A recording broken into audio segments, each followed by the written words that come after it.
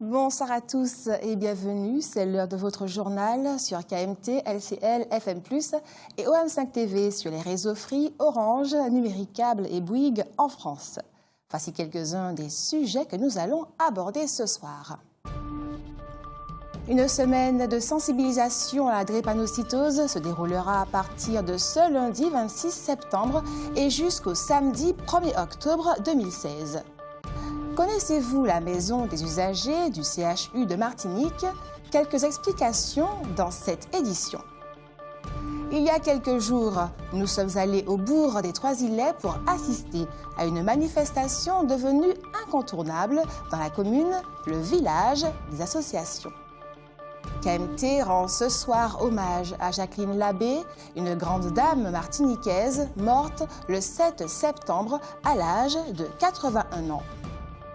Jeudi 22 septembre, une délégation d'élus de la collectivité territoriale de la Martinique s'est rendue au Lamentin afin d'y visiter les infrastructures du PARM, le pôle agroalimentaire régional de la Martinique. Sondage, vous avez répondu à la question suivante. Pensez-vous qu'un jour, l'ordinateur puisse remplacer l'enseignant? Enfin, votre savoir et réfléchir s'intéressera au débat politique sur la gestion comptable de la collectivité territoriale. Et pour commencer, une semaine de sensibilisation à la drépanocytose se déroulera à partir de ce lundi 26 septembre et jusqu'au samedi 1er octobre 2016.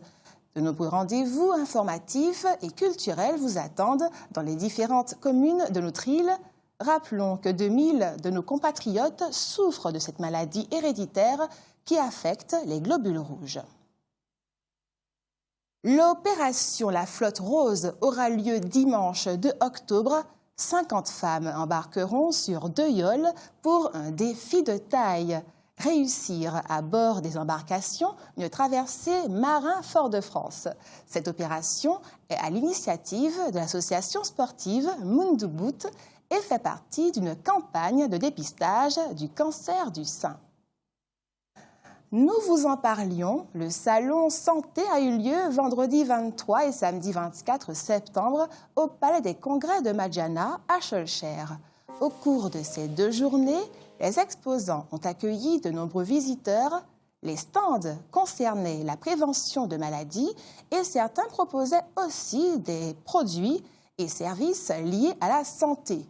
Et puis cette année, grâce à un partenariat avec l'Union régionale des médecins libéraux, l'URML, un espace était réservé pour permettre à des médecins libéraux de recevoir le public et procéder au dépistage de maladies comme le diabète qui touche particulièrement notre population.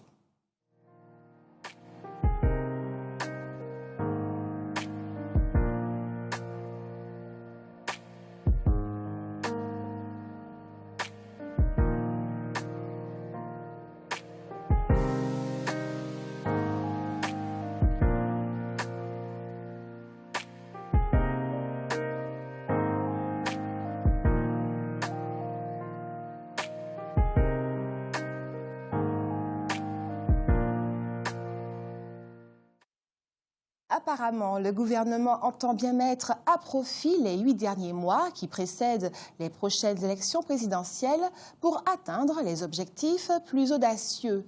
Ainsi, Marisol Touraine, ministre de la Santé, a annoncé que le fameux trou de la sécurité sociale serait comblé en 2017. Attendons de voir quelles mesures seront proposées pour y parvenir. La maison des usagers du CHU de Martinique a été inaugurée jeudi 22 septembre. Mais de quoi s'agit-il? À quoi servira cette maison? C'est à l'hôpital Pierre-Jobdin-Kittmann qu'a eu lieu cette inauguration. Plus d'une 50aine de personnes étaient présentes, parmi lesquelles Nicolas Etienne, le directeur général du CHUM, Denise Marie, la représentante des usagers, ou encore Dominique Savon, représentante de l'ARS. Les maisons des usagers sont prévues par la loi du 4 mars 2002 et mises en place dans des établissements sanitaires tels que les centres hospitaliers ou des centres de santé mentale privés d'intérêt collectif. La maison des usagers du CHUM met à disposition du public des plaquettes d'information, un espace de confidentialité ainsi que des permanences d'associations de patients et de proches accessibles sans rendez-vous. C'est donc un endroit où les usagers peuvent être écoutés et échangés. Ils peuvent obtenir des renseignements sur leurs droits ou celui de leurs proches, sur leurs possibilités de recours ou de médiation, sur l'entretien de leur santé, les lieux de soins ou de prévention, les aides et accompagnements psychologiques et matériels, ou encore ils peuvent être orientés vers des groupes d'entraide mutuelle ou des groupes de parole. Bien entendu, l'action de la maison des usagers ne se soustrait pas aux informations qui doivent être délivrées par les professionnels de santé, mais vient en complément.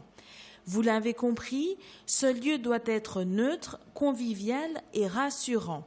C'est donc avec beaucoup d'enthousiasme qu'il a été inauguré jeudi dernier par l'équipe du centre hospitalier Pierre Zobda Kittmann.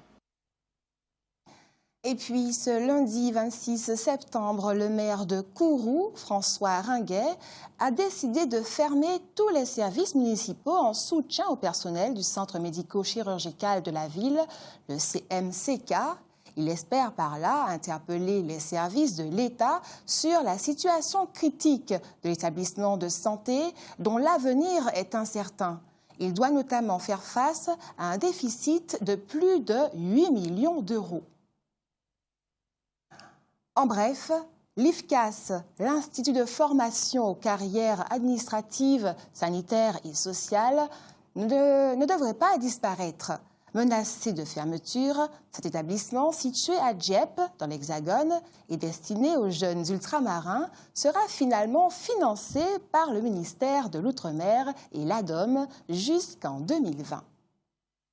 Toujours en bref, l'association AM4, Mimes Mamaï Matinique, a repris ses activités de formation à quelques danses traditionnelles, Damier, Kalenda, Belay. Alors pour toute information, il convient de s'adresser au 0596 71 53 02 ou au 0696 24 36 36. Bien entendu, l'association a également un site www.am4.fr. Elle s'était faite extrêmement silencieuse toutes ces dernières années, mais Jacqueline Labbé, qui est décédée le 7 septembre à l'âge de 81 ans, fut incontestablement une grande Martiniquaise, même si son nom n'est associé à aucun parti politique ou à une quelconque association. Elle fut présente dans plusieurs domaines, la peinture, le conte, Madame Poule et les Ravets, Madame Poule prend la plume, les marionnettes, mais c'est surtout dans le monde de la coiffure qu'elle laissa son empreinte. Elle fut en effet, il y a maintenant plus de 40 ans, une fervente militante de la coiffure noire naturelle. Elle était la propriétaire d'un salon dont le maître mot était, dans ce domaine, l'innovation. D'ailleurs, elle écrivit un livre qui s'intitule « Coiffure et maquillage ». Les circonstances ont fait que KMT n'a pas pu suivre les obsèques de Jacqueline Labbé, mais nous en sommes désolés. Qu'il nous soit permis tardivement, mais très sincèrement, de présenter nos sincères condoléances à ses amis et à sa famille. Il y a quelques jours, nous sommes allés au bourg des Trois-Îlets pour assister à une manifestation devenue incontournable dans la commune, le village des associations. Le samedi 10 septembre donc, nous avons découvert différents stands proposés précisément par les associations qui profitent de ce moment de rencontre pour se faire connaître. Grande vitrine du tissu associatif des Trois-Îlets, le village des associations est ainsi l'occasion de promouvoir les activités organisées sur le territoire de la commune. Prendre le temps d'y aller permet par exemple de choisir un sport pour son enfant ou pour soi-même, après avoir obtenu toute la documentation et toutes les informations nécessaires.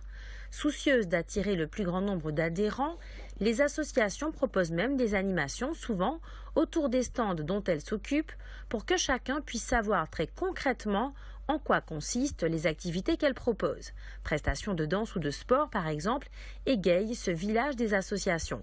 Parmi celles que vous pouvez rejoindre, si vous ne l'avez déjà fait, l'association Les Impériales qui propose du raga dancehall et du twirling bâton, l'association Action autour de la gym, la marche et la randonnée, ou encore l'association Tocata autour de la musique et du chant. Aperçu en images du village des associations qui avait donc lieu aux Trois-Îlets il y a un peu plus de 2 semaines.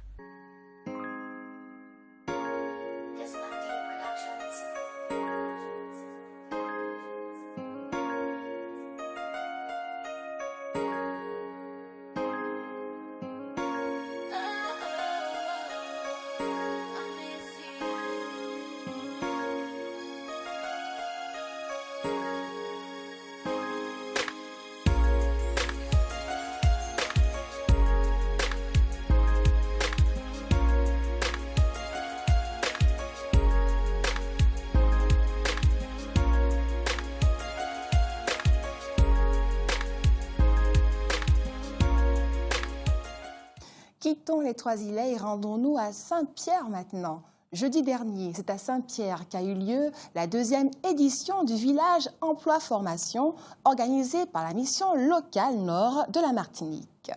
Cela fait plus d'une dizaine d'années que Jean-Michel Loutobi, ancien chef d'entreprise et directeur de la mission locale Nord, s'occupe de l'insertion des jeunes qui ont du mal à s'insérer dans le monde du travail, qu'ils soient diplômés ou pas.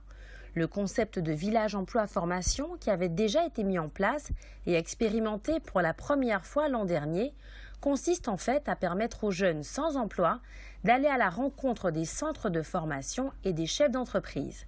Cette année, une vingtaine de centres de formation et une trentaine de chefs d'entreprise avaient ainsi répondu présents la semaine dernière. Leur mission, accueillir les jeunes visiteurs du village et leur proposer des formations ou des emplois adaptés à leur profil. Monsieur Loutobi a expliqué que parfois, une offre d'emploi s'accompagne d'une formation préalable pour permettre aux jeunes d'obtenir une qualification particulière ou de se reconvertir par rapport à sa formation initiale. L'objectif du village emploi-formation est avant tout de permettre au plus grand nombre de jeunes possibles, diplômés ou non donc, d'être formés et surtout embauchés. Cette année encore, la manifestation a remporté un franc succès. Plusieurs centaines de jeunes sont venus visiter les stands, recueillir des informations. Certains d'entre eux ont même décroché un emploi le jour même. Si les jeunes apprécient de manière évidente l'initiative de la mission locale Nord, en venant nombreux, les centres de formation et les chefs d'entreprise se disent eux aussi ravis de ces rencontres qui leur permettent d'être directement en contact avec des jeunes a priori volontaires. 42 420 demandeurs d'emploi étaient enregistrés fin août en Martinique, soit une augmentation de 1% par rapport au mois précédent. En France hexagonale, la tendance était similaire. L'assassinat du jeune Johan en Guadeloupe semble avoir interpellé les consciences, bien au-delà de ce que l'on aurait pu imaginer. En effet, sur les réseaux sociaux, plusieurs gangs de l'île Sœur ont décidé de se réunir afin de discuter des moyens d'apaiser les tensions et de mettre un terme aux faits de violence. Ces rencontres des chefs de bande devraient même bientôt faire l'objet d'une conférence de presse. Vous êtes témoin d'un événement ? Envoyez vos photos ou vidéos à contact@outremernews.fr.